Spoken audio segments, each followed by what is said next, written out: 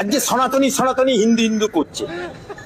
এই শুভেন্দু আমার সামনে কুরবানির দিনে 1 বাটি না 2 বাটি না 3 বাটি গরুর গোশত খেয়েছে। 3 বাটি।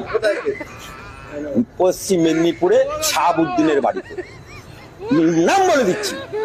আবার রাতে খাবে বলে আবার টিফিন কেরিয়া করে বয়ে নিয়ে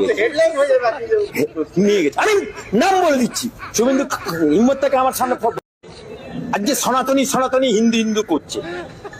এই শুভেন্দু আমার সামনে কুরবানির দিনে 1 বাটি না 2 বাটি না 3 বাটি গরুর গোশত খেয়েছে।